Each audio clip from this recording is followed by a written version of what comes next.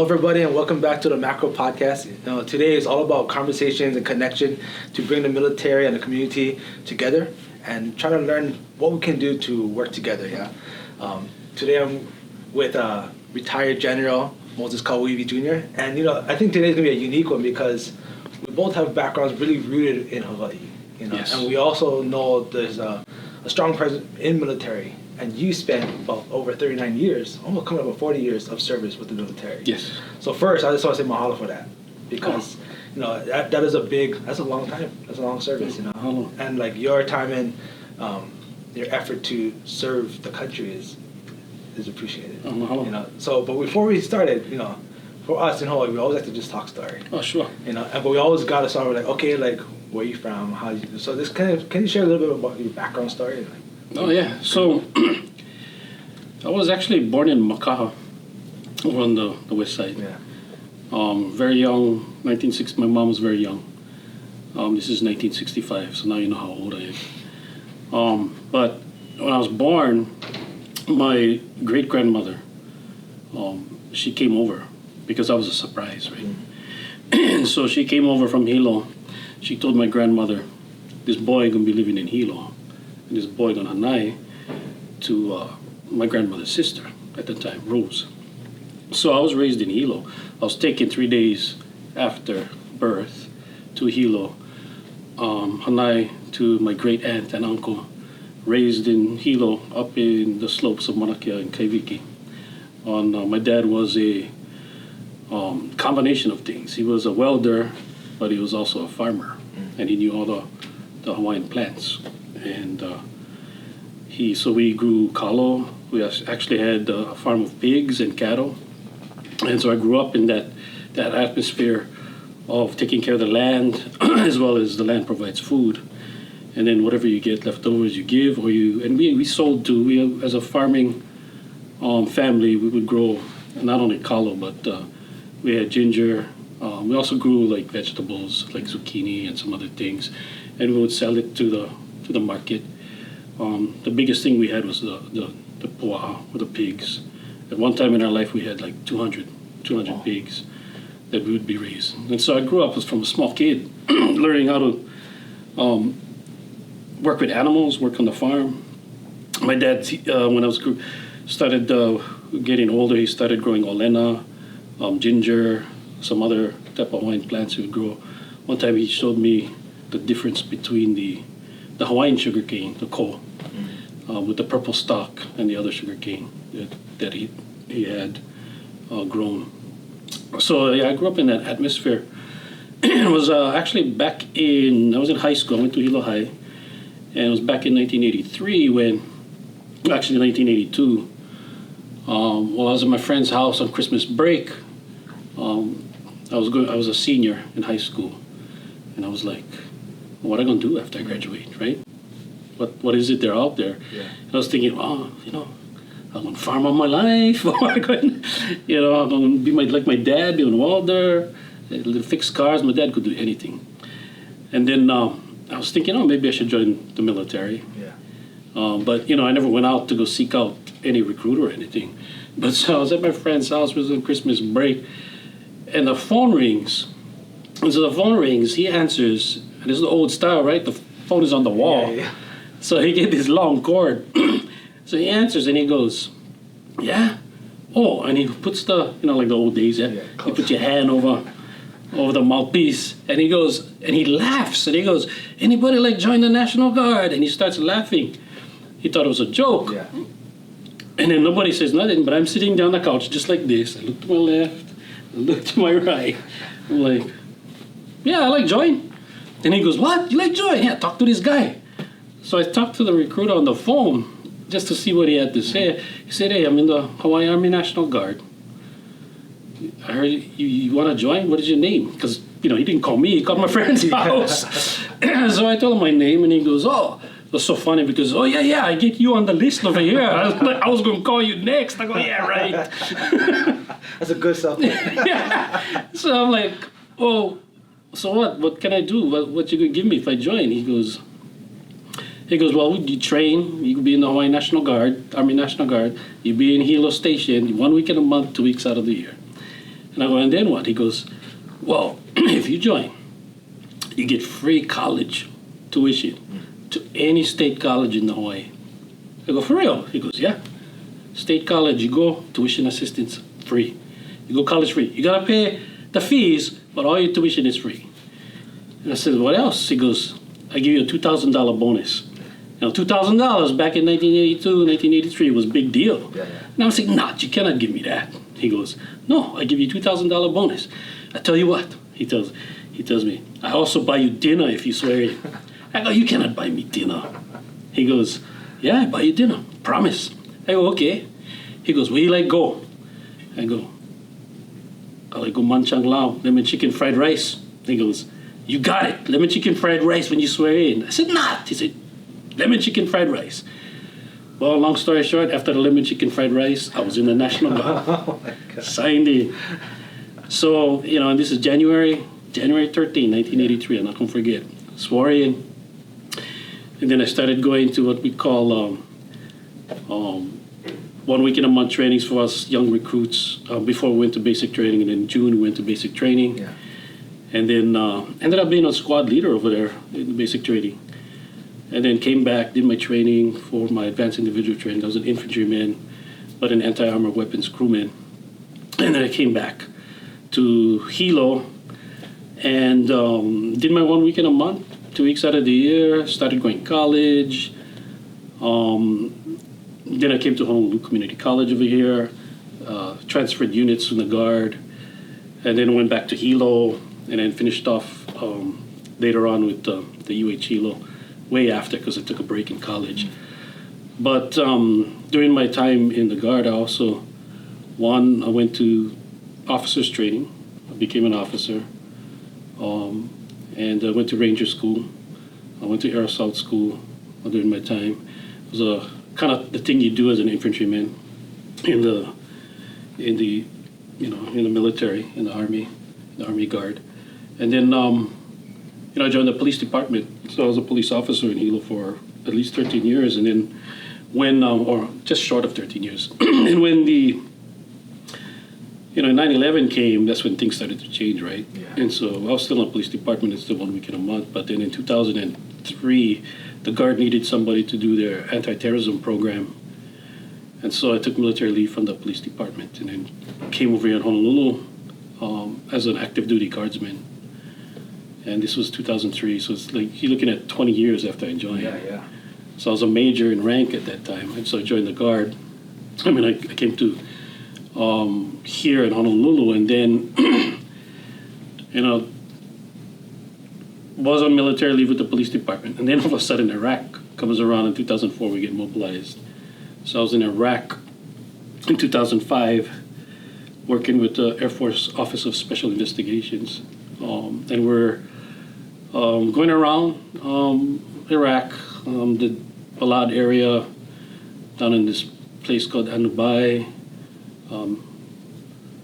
Adishel, all these towns and villages, and I started working and speaking with the police, the Iraqi police, and the village sheikhs to find out what was going on and really what was happening in Iraq at the time in our area, to include where was the threats that was out there towards the American soldiers as well as the base. Mm-hmm. And then came back, and then I went again in 2008 back to Kuwait, and I was a Camp Virginia commander there.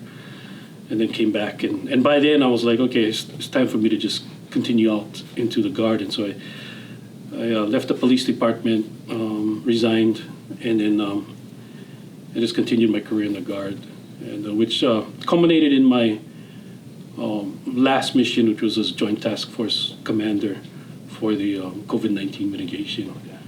So from 2020 to 2022, I was on active duty doing COVID-19 mitigation across the state. So I was leading the task force in vaccination, security, PPE, receiving, disparate logistic stuff.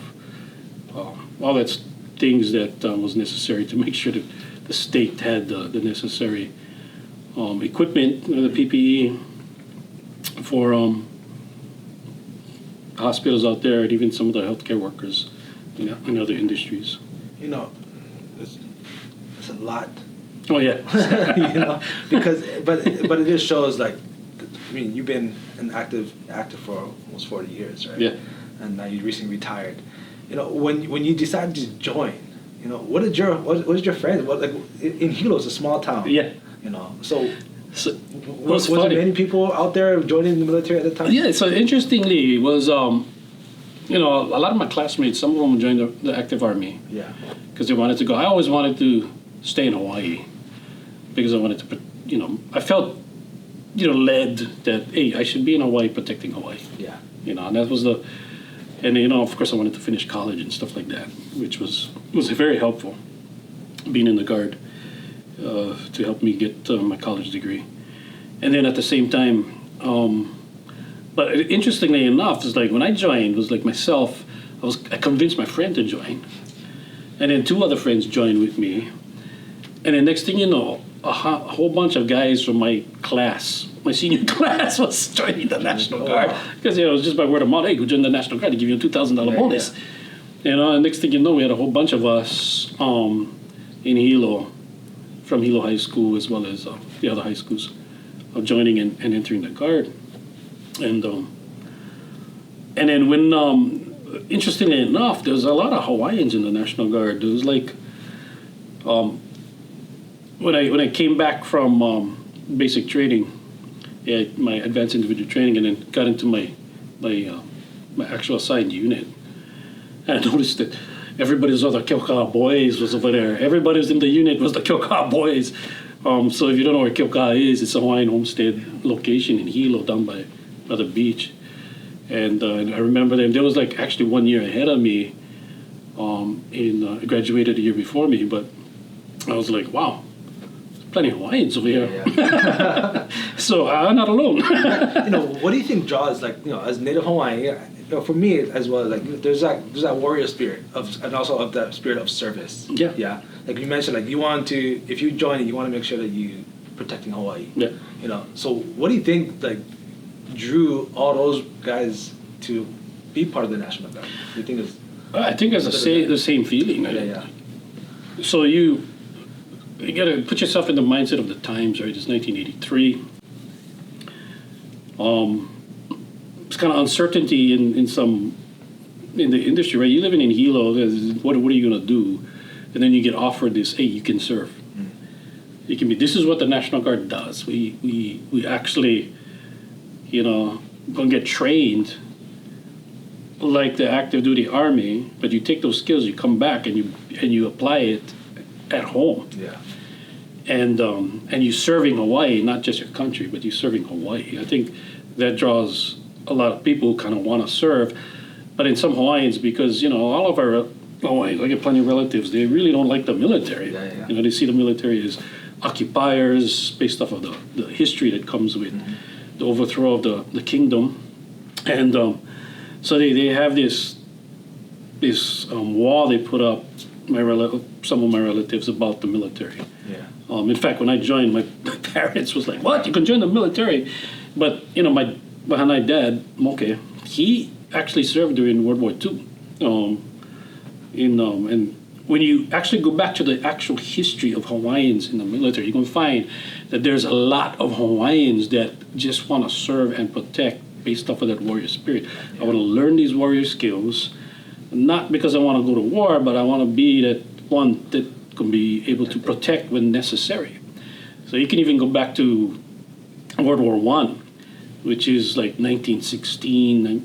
You know, it started in Europe.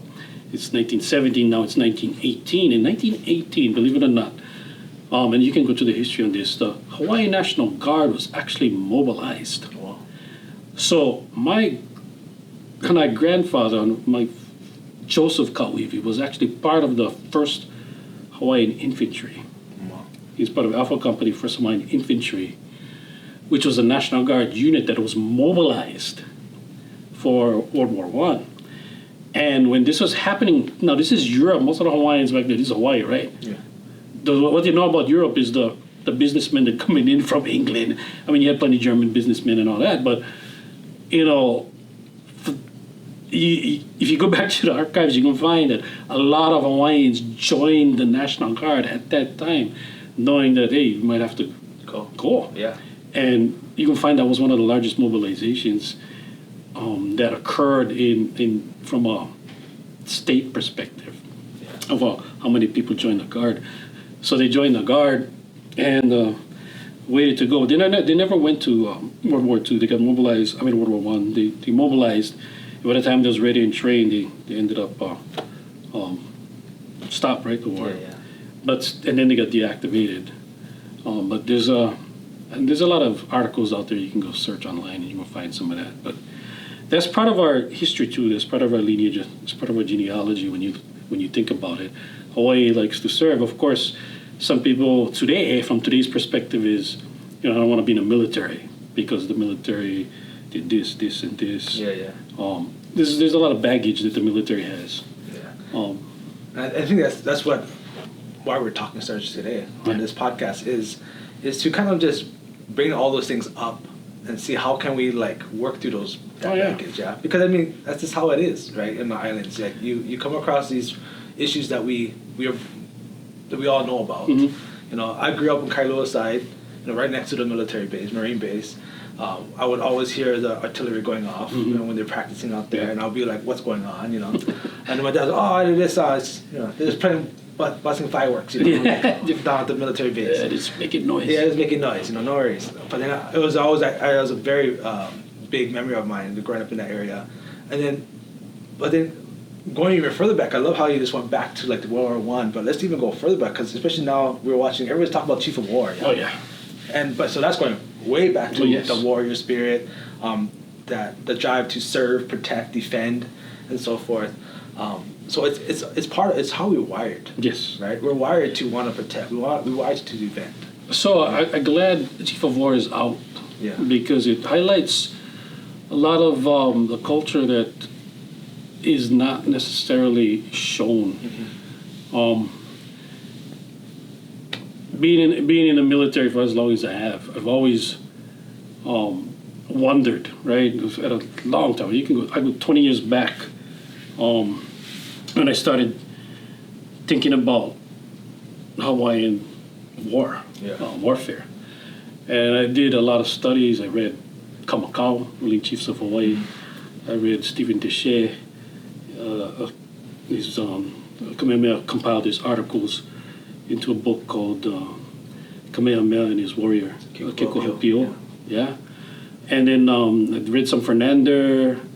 I went into David Malu on Hawaiian antiquities, pulled a lot of stuff out, and really studied and tried to put together the culture and the warrior spirit at the time. And then I studied the Battle of Nuuanu and other battles. I studied the Battle of in the Yell Valley, as well as the one over on Kohala Coast, the Battle of the Red Mouth Kan. So those things, when you take a look at those battles, you find that the Hawaiians actually fought strategically and tactically. Some of the spirit that they had was to serve, and as you watch the Chief of War, you can find one of the things is for example, is you see the fierceness in battle. Hawaiians really valued that, the fierceness, the courage. There's a lot of Olelo No'eau out there that talks about the warrior spirit and being fierce. One of them, I don't know the exactly one in Hawaiian, but when the Hawaiians saw somebody that was strong or fierce or had courage, one of the No'eau was he on a La'au night because his bones are strong and he's fearless. Yeah. The Hawaiians, people don't realize that the Hawaiians also value, physical fitness. I mean, look, one of the No'eau is e a'o no o e a'o I ke koa e a'o no ka olo, which means if you want to be a warrior, you must learn how to run. You need to run into battle. You need to run out of battle. You need to save yourself. But you also, when the Hawaiians fought, they had what they call the flying ends. And so you'd have all those strong warriors come up, do the baseline fight, face the enemy, and then you had the flying hens that would come out on the sides to try and outflank. It's a classic military move that still is practiced today in modern warfare. The only things that change is the technology. Yeah. And then the Hawaiians, that's how we live. So when you look, and I encourage everybody, watch Chief of War. The historical things, I mean, there's some poetic license to the story itself, but when you look at the culture, the language, the fierceness, that was all there. Yeah. I think you brought up like ruling chiefs, Kamehameha His Warrior, Kikopa. Those are all like really good books. I love those books too.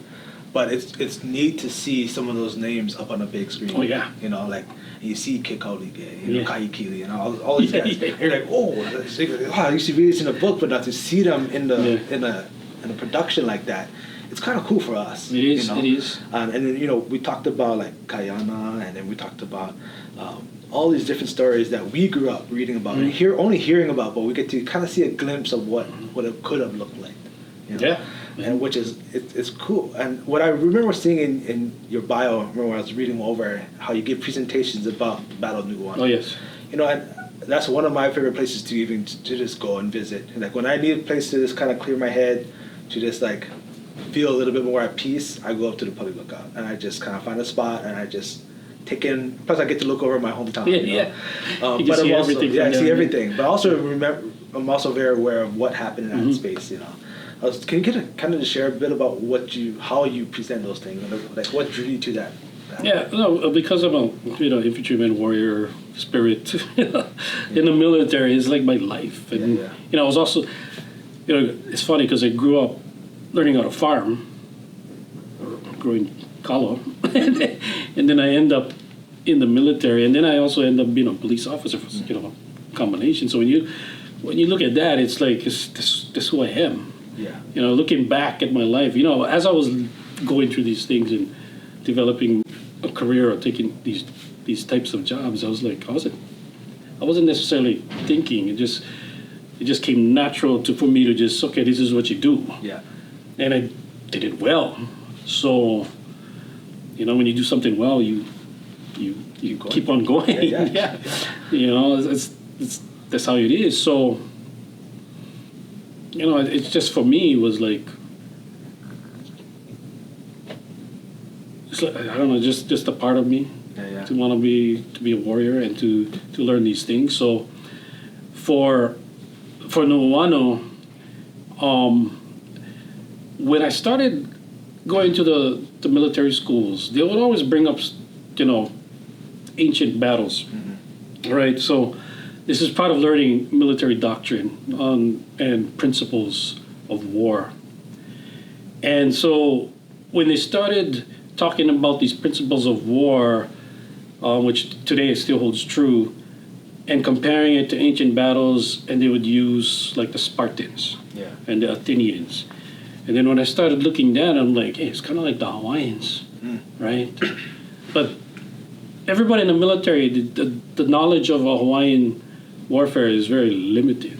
Yeah. And so as I was getting this training, I was like, hey, no, I got to go, study more. It was a desire for me to study more into detail. But unfortunately, a lot of the battle stories goes, especially some of the small articles you read about Nuuanu, it's all surface stuff. It's about he did this, he did that, he did this, he did that. This is what had happened.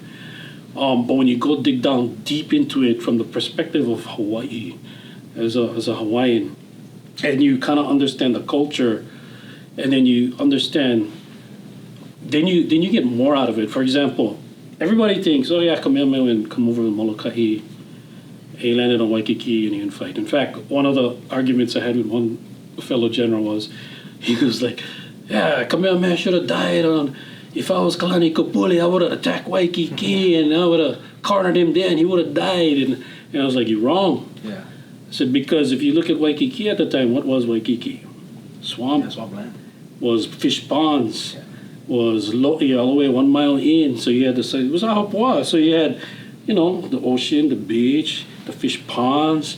Then as it graduates, you had the lo'i with all the kalo and stuff. And there's there's proof of that. I mean, we all know that. So to try and fight in something like that, if Kalani Kapule was, I'm going to trap him over there, he would have been stuck in Waikiki. And the one reason why is because Keamoko was on the other side in Kahala waiting. So if he pulled in, Kamehameha's here, all Keamoko had to do with his forces was come over the hill, and then Kalani Kapule would have been trapped.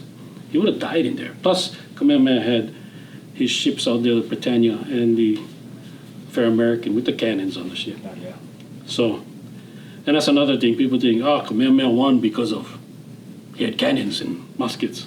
I tell people, everybody had cannons and muskets. Kalani Kapule had cannons and muskets.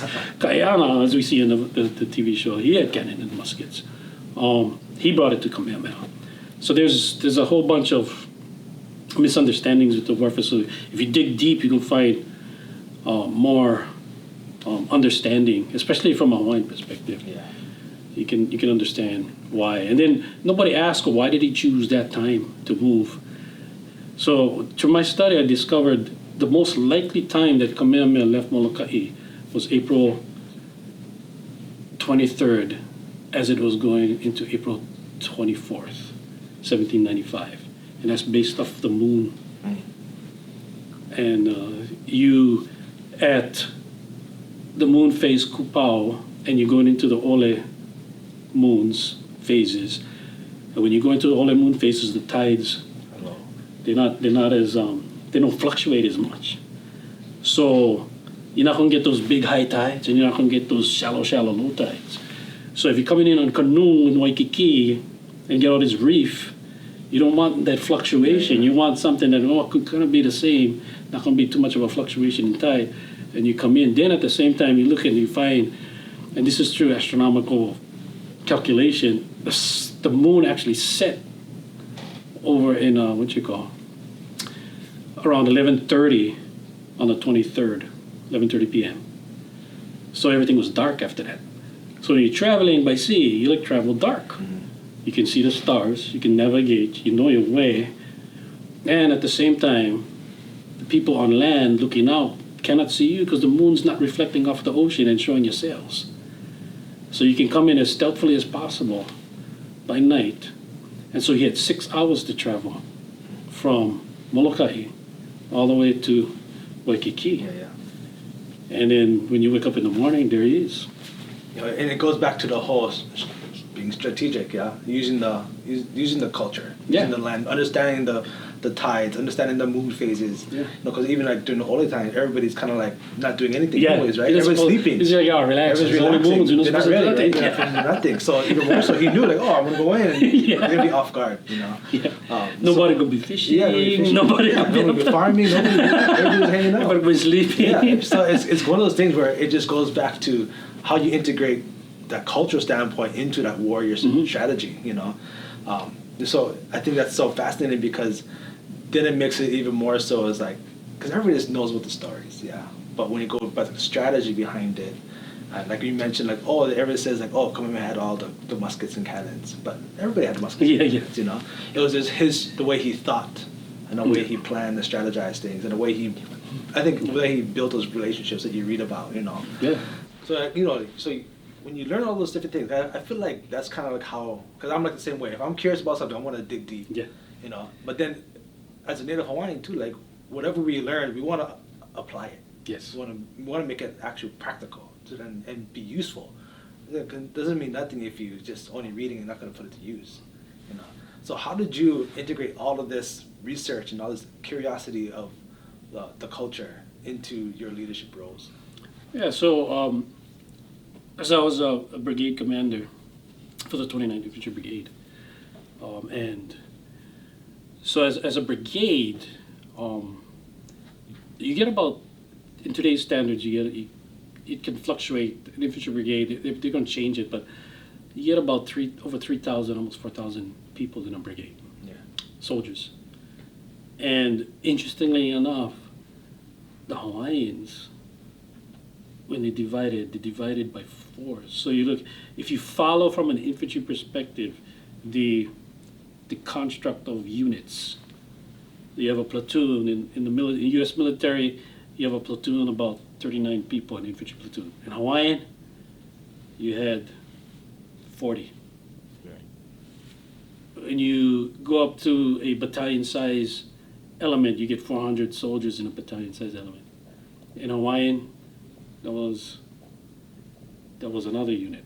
That was they called it a Lau, 400. And then when you go to a battalion, or when you go into a brigade, it's 4,000. The Hawaiians used to call it a mano. So when you look at the correlation between how the Hawaiians organized to fight and today, the way the U.S. military organizes its infantry, it's very identical, very similar. When you're looking at how they use units, and so when you impart that to your soldiers, especially in the Hawaii Army National Guard, you get a matter of pride that these guys know that, hey, what the Hawaiians did back still applies today. Yeah. The Hawaiians knew how to fight. In fact, I didn't mention this, but the Europeans, when they found out about Kamehameha in the 1800s, they called him Napoleon of the Pacific because of his ability to strategize, his tactics, and then his amphibious assaults all the way through from Hilo, or actually from Kaoiwi, not Hilo, to Maui, to Maunakea, and then to Oahu. And so they named him Napoleon of the Pacific. But I tell my guys, that's wrong, because what the Europeans should have called Napoleon was the Kamehameha of Europe. Yeah. Because Kamehameha did all this way before Napoleon ever became famous for his tactics. Yeah. He was just a young lieutenant, not very much doing anything at the time when Kamehameha was actually doing what he did. Yeah. And then some people, and unfortunately some from a Western perspective, the old articles, they like to say, oh, Davis and Young helped Kamehameha, that's why he knows. Or Vancouver helped Kamehameha. But then I come back and I say, hey, no, that's not true. Because if you go back pre-Western contact, you're going to find battles that occurred, especially the Maui battle, the Battle of the Sand Dunes between Kahekili and Kalaniʻopuʻu. They're not showing that in Chief of War. But Kahekili and Kalaniʻopuʻu went to battle in 1778 before Cook landed on the Big Island. I mean, yeah, in Waimea, Kauai, and on the Big Island. There was a battle that they took in the sand dunes over by Kaoiwi, where Kalaniʻopuʻu got defeated, big time defeated. And you can, if you read a story from a military perspective and a Hawaiian perspective, you're gonna find principles of war that we still do today. That on both sides, there's lessons learned. The failure of Kalaniʻopuʻu to listen to his kahuna. And a kahuna in modern day, I tell everybody, see what the kahuna did? He's acting as the intelligence officer. He talks about the weather. He talks about the time of day. He talks about the terrain, and he advises. That's what an intelligence officer does. A tactical intelligence officer for an infantry brigade will give the commander advice. And with the kahuna for Kalaniʻopuʻu, he said, do not go during the middle of the day because you can get trapped into the sand dunes like it's going to be like a Mākaha. Or, for those of you who don't know, Mākaha is that sluice gate in front of the Hawaiian fish pond that when the tide goes in, the tide goes out, the water rushes in, all the fish get stuck inside the fish pond, the tide goes out, the fish stuck, they cannot move, they're stuck in there. And that's what the kahuna said. Kalaniʻopuʻu was like, okay, whatever, and he went anyway. But the kahuna on Kahekili's side, he says, wait, hide, stay over here, stand at this place, he's going to come looking for you, and when he comes, you're going to trap him like the fish coming through the Mākaha. And that's what happened. In fact, Brooke Parker has a painting of that. Oh, yeah? Yeah, if you can, the Battle of Kakanilua, I believe it's. Oh, cool. So, the Battle of the Sand Dunes. But that's where Kalaniʻopuʻu's warriors got totally devastated. And so I talk about these things with our National Guard soldiers and leaders for them to understand that, hey, yeah, you are in the military, but the warrior spirit that we have comes and goes deeper. It comes from our background, our history, our lineage, all the way back to Kamehameha's time. And when you understand how they fought and then know that today we still fight the same way. We analyze terrain the same way that the Hawaiians did. We put ourselves in formations the same way that the Hawaiians did. The only difference is the technology of today. And the Hawaiians were very adept at adopting technology. They wasn't afraid of technology. It's if you look to today, you get some groups they think everything is bad, but when you go back to history, from a warrior standpoint, they wasn't afraid to adopt the technology. In fact, when you look at the cannons, most people don't notice, but what Kamehameha did was he took the cannon off the ship, and to make it functional on land, he put it on a holua sled. Oh, just that around. So, because of the Hawaii's terrain, that was the easiest way. So you had 3 warriors would be pulling them by rope. And then what other people don't know, this is the genius of Kamehameha, is he took buckets, and some warriors would be carrying buckets. He didn't take the cannon off the ship. The cannons was left on the ship. He took all the charges of the gunpowder and carried them into battle. And then they take the bucket and they'd scoop up the ili. And they'd take the ili and they'd wrap it, and he put it in the cannon, and he'd protect the flanks, which is a common tactic, protect your flanks. Oh, wow. You know, given that we're talking about like this whole relationship, you know, we're in the macro office, the military and community relations office. And you know, the reason why I'm here is because I want to learn more about the military and understand how are they building that bridge between the community, and likewise I want to learn more about the communities. Are we building those bridges together and to work with one another? Like, how would you have a conversation with a military leader? What would you say to them, and on both sides? You know, when it comes to this creating this bridge together. Well, so like for the military guys, you know, and I've said this before, is like they gotta get into the community not as a way of just, oh, this is something I gotta do, right? So just go in there and build that relationship with the people, individuals. And I think when you do that, and likewise from the perspective of from the Hawaiian side, if you actually sit down and understand and get to know a person, sit down, understand who they are, and why they think the way they do. I mean, and you're only going to know this by sharing and being open. You cannot go in there with preconceived notions, thinking a certain paradigm of how the world works. Because you coming in from the military, you got a lot of experience elsewhere, but your paradigm does not fit in Hawaii. And Hawaii's paradigm is different. So the only way you can understand is being able to sit down with local leaders. And I'm not talking about the elected officials out there. I'm talking about the community leaders. It's like in Iraq. When you go in Iraq, you go into the sheikhs. And if you can develop a good relationship with the sheikh, which a lot of the military people did, some of them didn't. But when you do, you find that you can, 1, gain more information, 2, understand how the people live, 3, understand the concerns, and what really impacts them, and then you can move forward together. And likewise, you come into Hawaii, you gotta know. Don't think this is anywhere USA, because it's not. It's not your hometown. It's not, Tennessee or Kentucky or California. Even though we are more, I would say, aware in this day and age of Hawaii from a United States standpoint, you still, with technology, TV shows and news and everything, you still don't know Hawaii if you come in here. Even if you stay here a couple of years, you still, you know a little bit. But you really got to know Hawaii is to know its people. Yeah.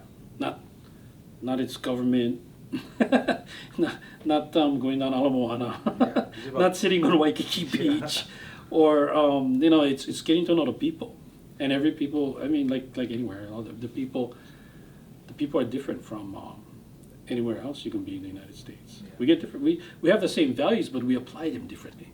We all want to care for each other. We want to take care of each other. We want good health. We want a good life for our family. Mm-hmm. Family is very important. These technically are the same values that the military has. Most people in the military have very similar, almost identical values to what us Hawaiians have. However, we apply them differently. Mm-hmm. Our culture has certain protocol in which how we relate to each other. Yeah. The intent is the same. And so the common ground can be found easily when you start talking to each other. Many people in the military have strong family ties. Kind of like us in the Hawaiians, our extended family, our wahana, goes beyond just me sitting in my house. And you find in the military, you can find that likewise, many in the military, they get big families, the uncles, the aunties, kind of like us, but different culture, but kind of similar. So sit down, talk story about what's similar, find the common ground, and then start discussing how do we deal with this issue. This is what I'm learning with my conversations that I've been having here on this podcast is meeting these individuals who are in the military, and getting to know them as a person. Before, like, without the uniform and all that stuff, it's just their family, where they're from, what they like doing. Yes. They're coaching their kids in Little League, Like, you see this strong sense of family, and service. So that is a common ground that we can start with, and before working on those bigger issues. And I think that's where it starts, right? Like you said, like the military needs to go into the community as just a person, not as a military person, just as a person who wants to be part of the community, Yes. to learn and to listen. Yes. And I think that's where a lot of the times, a lot of the people in our community, the Native Hawaiians, right, we feel like they're not listening. Yeah. That's because how the military is, right? So you get a strong commander, for example. He comes in, he stands there, he's standing tall. He comes in and he starts talking. We're going to do this, we're going to do this, we're going to do this. If you start like that, everybody's going to be like, okay. Yeah, pretty much. Here we go again. Yeah. Yeah. Thank you. When you leaving? 2 years from now? Okay, we'll see what happens 2 years from now. Yeah, we'll see you next time. but I think that's the thing, right? It's like it's about being more human. Yes. To connect with the human, rather than being like you're. I remember going to these conversations on a reservation, and I was talking to some tribal members. I remember I was standing on top of, I was on a podium, talking, but at some point I'm just like, what? So I sat down on the ground, like grabbed a chair, and sat on the same level as them. I remember one of the elders says, like, the fact that you came down and spoke amongst us, that's when I started listening. Because they introduced me of going on the stage and talking, but then I could see like there was a little bit of energy inside there that you needed to be like, okay. Yeah. But we talk about that with mana, like you gotta check your mana before you go into that. That's right. And understand where you're walking in. Because just because you have mana, supposedly high level mana in this one area, you walk into this new room, you're in a different room. Different mana. Different mana. Yeah. And people see you in a different way. Yes. So you have to be able to go into those new communities and build yourself back up so they see you in a different way. And I think it takes time, right? And I've seen some commanders take to it real quick, and I've seen some commanders just goes over their heads. Yeah. And not to name names, just talking about high level colonels and general officers within Hawaii, coming to Hawaii, who really understand, and you can tell the ones who actually grew up similar to in Hawaii but in a different setting, they latch onto that real quick, and they make friends real quick. Then it's easy to understand, and then they turn around and they take what they learned from the groups that they sit in, and they try and apply it to their command. And I've seen it happen. Yeah. And then I've seen some who just try, but they, like anything, not everybody can. Yeah.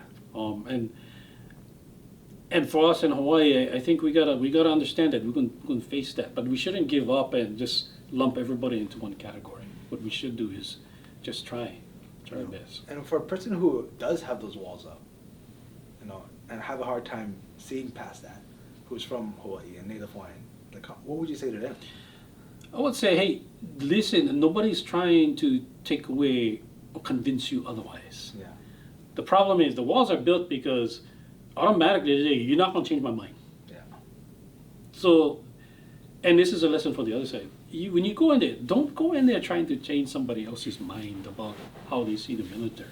That's not your job. Yeah. But your job is to present yourself as best as you can and really try and work with the people on seeing how you can collaborate together to make things better. Yeah. Not, oh, but you're wrong. Yeah. Oh, but we never do this.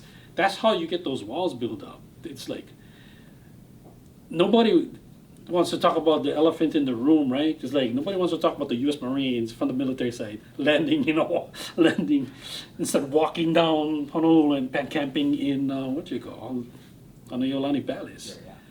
Nobody wants to acknowledge that. It's like, oh, go around, oh, I like to be a friend, but just say, hey, yeah, we did something bad. Not me per se, because I wasn't there, right? As a military guy, I wasn't there, and then at the same time, everybody's afraid from the military side because, they take on that responsibility in some cases. Yeah. But the thing to remember is that the people in the military today was not the people who marched on Iolani Palace. Yeah, it's the Marines, they did that. But the people you're talking to is not just a Marine, it's a person who wants to do or make things better.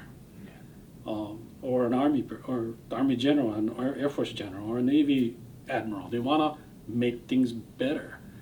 But if you keep on putting up the walls and say, no, you junk anyway, of course, nothing would happen, nothing would change.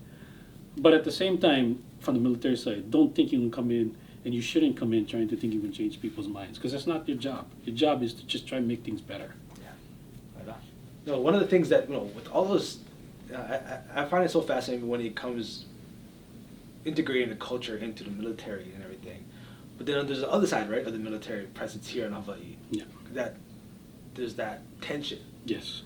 Which I'm sure you've experienced yourself as a yes. Native Hawaiian, being in the military, and then you have the Native Hawaiian community out here who has this view on the military and how there are more of a occupier than a protector. How do you navigate that? Well, you gotta acknowledge that as a military, from a strictly definitional standpoint, they are occupied, right? Yeah. They're here, they're in Hawaii. But does that take a negative connotation, or can it be positive? It's going to be depending on your point of view. So you cannot change the minds of a lot of the Hawaiians out there who think that they're just occupying. But you can look at it from both perspectives. So you're occupying and you're protector, because they are protectors. And people might say, well, they're only protecting me, they're only here and making us in danger because now we're on target because the military is here, and that's the common language. And while that might be true, I say from my perspective, we would be on target anyway. Hawaii has always been a target. So how do you balance that? And then I can go back to history. The French, people don't know this a lot. The French was at odds in Honolulu back in Kamehameha III's time, and they attacked Fort Honolulu, which was Kamehameha III's fort, and they stole a lot of cannons. And it was based off of relationships with how the French saw Hawaii, and the laws of Hawaii at the time was not favorable to Catholicism. So the French got mad and they came in and they started, saying, "Hey, do this or else." Now that's a threat to Hawaii. So it's not only quote U.S. at the time, and you have the Russians. They decided to build a fort in Kauai. I mean, they call it Pa'ulaula now. It used to be Fort Elizabeth, But there's a fort right there on Waimea, Kauai, right by the river, and the Russians wanted a foothold in Hawaii. People tend to forget these things from an international perspective. Yeah. And then you go back. Let's go to the Lord Paulette affair, where he came in and he planted the British flag. This was all stuff before the Americans ever came. I mean, the American businessmen were here, but before 1893, all these things was happening to Hawaii. And then you had the sailors' riot in 1852. So, and then Hawaii didn't have a military. You had a royal guard that protected the king in 1852, but you had no National Guard or military.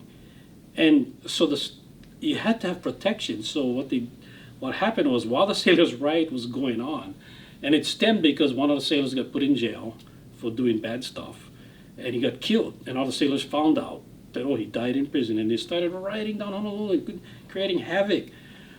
Well, the Royal Guard had to protect the assets of the kingdom, and so the police never had enough people, so these sailors was going crazy. But who stood up? The people of Hawaii.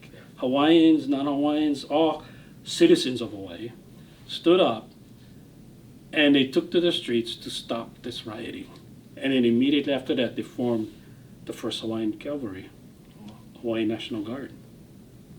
And that's how you can look at the military starting in Hawaii from Hawaii's standpoint. But then when you're looking at, well, from then the U.S. came in, the treaties with Pearl Harbor, that slowly stonewalled, and then, of course, what stems from the feelings is basically the 1893 overthrow, right? When you look at Captain Wilkes, who was the commander of the USS Boston, just the captain on the ship who gets called by people, some American businessmen in Hawaii or whoever it was, I forgot who the guy's name was, advisor. Yeah. He calls them and says, sends a message. Oh, we need to protect American property and American people. And so what does the captain do? Okay. Sounds good. Yeah, he sends the Marines marching down, and it's like, oh, where are you going to go? Oh, we're going to march down and go camp by Iolani Palace. Today, the military would not do that today in any country, because the military is more akamai, more sensitive to the cultural significance of something like that. Yeah. Plus, they wouldn't be doing it on their own, because those things are what's the baggage that it carries. So in today's perspective, that's how many Hawaiians see the military as that. That's the perspective of the military. But today's military is not that. But they do make mistakes. I'm not going to come here to promote the military that they do no evil. We see the mistakes. Yeah. The mistakes is there, the Red Hill issues, some of the old stuff like Puakaloa. But you look at that, that's bad events. However, when you actually look at what the military is trying to do, making effort to fix that, it's not the military or the occupiers of 1893. Yeah. It's not. And you can find that the military cares more than most people want to realize or just don't know. And they're trying to. It's like they may not understand because they didn't grow up in Hawaii. Mm-hmm. So how are you going to blame somebody who didn't grow up like us? For us, it's all common sense. What? Why are you doing this? Yeah. This is dumb. But for them, they don't know what they don't know. And so the responsibility then should be like, okay, what is our Kuleana? Mm-hmm. If they don't know, was for us to share and to explain to them. And a lot of the groups try to do this, right? And in the past, they try, but they don't feel like they're being heard. Yeah. And so they still feel like that. Yeah. But I strongly believe that as we move forward, if they start coming together more, if they start listening more, military side as well, the military has to listen. If you're not listening intently and willfully, and sometimes that's what you gotta do. Shut your mouth, listen to what the people say, take it back, soak it in, and then try to understand what they're trying to say. And then take necessary measures. Now, there's a lot of people out there, a lot of military commanders that I've met that do they're making efforts to understand that. The military has done great strides in environmental protection through the REPI program. I think it's Readiness Environmental Protection Integration Program, where they're trying to, when you look at Puakaloa, what they're trying to do with the propagating of the endangered species plants up there. They're doing a lot of work. Even at Schofield, they are propagating native plants to go back into the environment. And they're protecting areas. And from a cultural standpoint, they're also doing that. I visited the Puakaloa archaeology section up there, and they're doing their best to preserve what they find out there to make sure that it's not being impacted by the training, and they mark places off, and they go and check. I mean, they're doing a great job. They're trying to make things right. In that sense. No, I think we can just talk stories forever on this kind of stuff because there's such a strong presence with the military being here, as well as like what we are experiencing right now, you know. And there's so many different perspectives that go around. Yeah. And I think the way you put it is like we just gotta listen, be a little bit quiet, and just kind of like take back a little bit. You know, I think everybody's very reactive. You know, it's just like to jump on things really, really quick. So. And I think collaborations, it's like try and work together if possible. Some people they just don't want to. Yeah. I've been participating in this the Kaoiwi process of Mākaha, trying to come to common ground and Kuleana and try and so it's a community based group trying to get together to try and figure out how are we gonna Kuleana Mākaha. And it's irrelevant to whether the Army owns it or not owns it, or you know the state-ceded land gets back to the state or not get back. Well, whatever the case may be, that's negotiations on the state side of what going beyond the you know the deed of the land, I guess, or something, whether it's state or whatever. What we're trying to do is, despite who owns the land or who's responsible for the land, how do we actually Kuleana the land? Yeah. That's more important than what name is on a title. What is important is how we Kuleana the land. And so everybody should come together and look at, okay, this is the way you Kuleana the land. This is, maybe you train here, maybe you don't train here. Maybe you protect here. What are you going to do about the goats that is going crazy over there and eating up everything? How do we take care of that so they don't destroy the native plants? How do we ensure that the native plants is being propagated more so than what they're doing now? What else can we contribute to making sure the place is better? Yeah. Versus, this my land, this your land. Well, you stole the land. I mean, that gonna work itself out, and some of it not gonna be even our ability to impact. But what we can impact is how we get together to protect the land. You know, again, there's a lot to unpack there. Yeah. So I just want to say, I guarantee there's gonna be a part 2 to this whole conversation. Oh, yeah. You know, so but Moses, I just want to say mahalo for your time because, like I said, I feel like we connected to some. We're probably gonna talk stories after this somewhere, yes. You know. But I just want to say mahalo for your time and energy and sharing your manao and your experiences because it's such a valuable thing to do to hear a Native Hawaiian's perspective who served for almost 40 years in the military and how he integrates his own culture with pride into what he has done. So mahalo for that. Oh, and my I appreciate pleasure. you. Yeah. Right on. Aloha. Aloha.